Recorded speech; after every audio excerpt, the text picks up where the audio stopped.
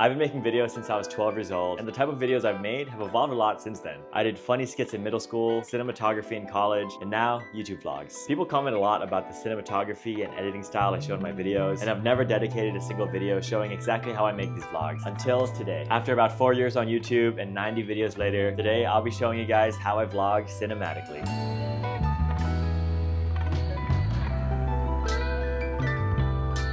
First thing we'll talk about is gear. You'll probably hear other filmmakers telling you that gear doesn't matter, and I feel like every person that says that does so holding like a $5,000 camera. So I'm gonna be a little bit more realistic with you guys. This is coming from someone who shot with the Canon Rebel T3i for like 8 years, wishing that I could figure out how to make my videos and photos look as professional as the ones that I see online. When it comes to quality, the glass you shoot with does matter, and there are exceptions to this, but the more you spend on the glass, the higher quality it's gonna be. So let's talk about my gear. I shoot with the Sony FX3, and I have two lenses, the Sony 20mm 1.8 and the 50mm 1.2. I'm currently vlogging with the 20mm. The lower that number is, the wider it is, so 20mm I found has been good for vlogging. And when I want to film something more cinematic, that's when I switch out to this 50mm. So why switch? The way that I do cinematography on YouTube, I more so use the cinematic shots as transitions between A-rolls. So the contrast between like a talking scene where I'm vlogging with the wide lens and I want to switch to another talking scene, I usually switch to my 50mm, add some black bars, add some music. It's almost like a commercial break between talking points, and I find that such a stark transition between something like this into something with the other lens makes things look more cinematic just by contrast alone.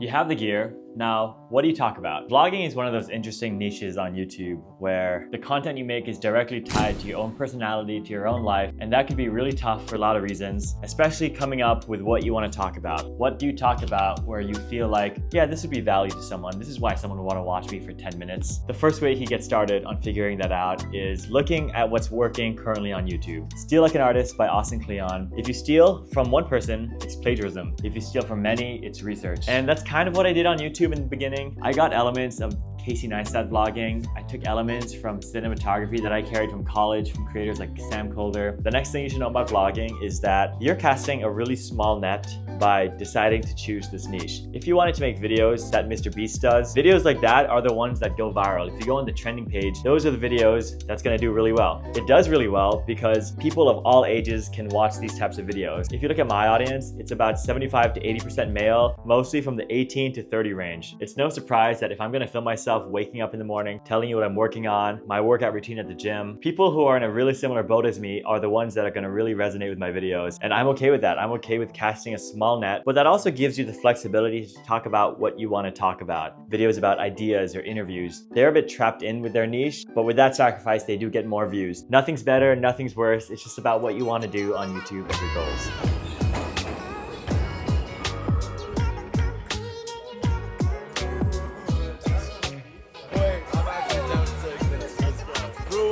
I'm not sure what the link is, but go get it. That's sick, that's sick. Nice. So you have the gear, you have what you want to talk about. Now, how do you make it look good? Back in 2018 to 2019, I was doing mostly photography. In those days, I really wanted to achieve this dreamy look when I took portraits. So I picked up something called a Pro Mist filter. And when I switched over to YouTube vlogs, I decided to keep it on. So a Pro Mist is a dreamy filter that I've been using in all my videos. So this is the black Pro Mist 1/4 from Tiffin. I keep it on my 50mm, but I also keep the same exact one on my vlog lens. And if you want to see the difference with the filter, and that's without the filter. It's obviously a style choice to use it or not, but I personally love how it looks. This is the Tiffin ND filter, and if you don't know what an ND filter is, it makes everything darker. Normally, if I don't have this and I'm vlogging running gun, I normally just crank down my aperture to like f16 so that it's dark. Ideally, you could shoot in a high aperture like I am right now. I'm shooting at 1.8, but when it's really bright outside, I can't shoot at 1.8.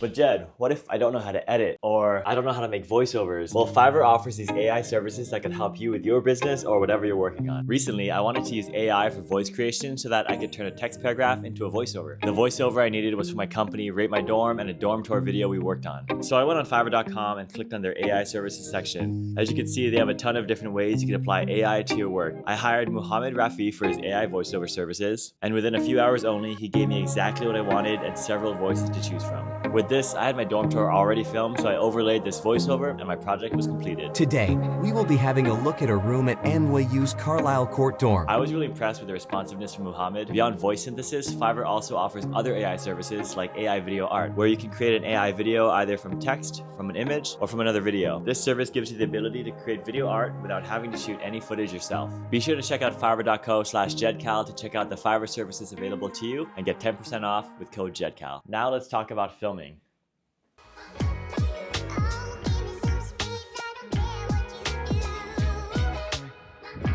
I don't necessarily spend so much time on composition. I'm not really a cinematographer, YouTuber, or like a filmmaker YouTuber. I'm very much just a vlogger that happens to throw in elements of cinematography. But one rule that I end up following, mostly unintentionally, is called the rule of thirds. And it's like if you turn on the grid in your iPhone, the 2x2 grid, the idea of it is to put your subject on where the lines intersect or on one of the lines in general. And the whole point is that it creates a more visually balanced image. If you guys want to pick up this heavyweight hoodie and also the boxy tee from earlier, it's on sale on ruleofthirds.com only until Friday. Then it's gone forever. If you want to support,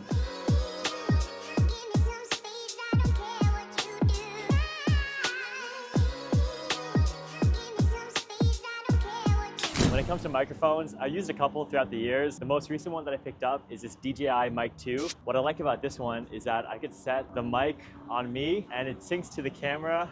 It lets me do shots like this, which is something that I normally would never do. I'd say I have this mic on the most. This is Sony's newest mic. I don't have to worry about miking myself up. This one stays on the camera. I like it a lot because it is a small mic. And before I had this mic, I did have the Rode VideoMic Pro Plus. The reason I switched from this to this, even though the sound from the Rode mic is better, like you could tell just from the bass alone, it is just so much bigger and there's a wire. This is wireless, it's smaller. My creative workflow. I have a weird method on how I make these videos that not really many YouTubers do. I've never waited to start an edit only after all the footage on the video has been filmed. What I normally do, even when I travel, is I'll film a segment. After that segment's done, I'll put it into my timeline just so I know how the video is going so far and I know what to film next. Since my type of videos bounce between A-roll and B-roll, A-roll is like talking footage. If I see that the last point of the current unfinished video has a lot of A-roll and a lot of talking, in my mind I'll think tomorrow when we go to breakfast and shopping, I don't need to worry about adding more A-roll. That's just gonna be straight B-roll because I have enough A-roll and I do want to balance the two. So that does make filming very intentional for me. It also kind of gives me peace of mind. It's like I know that 60% of the video is done for sure. Like I don't have to worry if I didn't film at one point.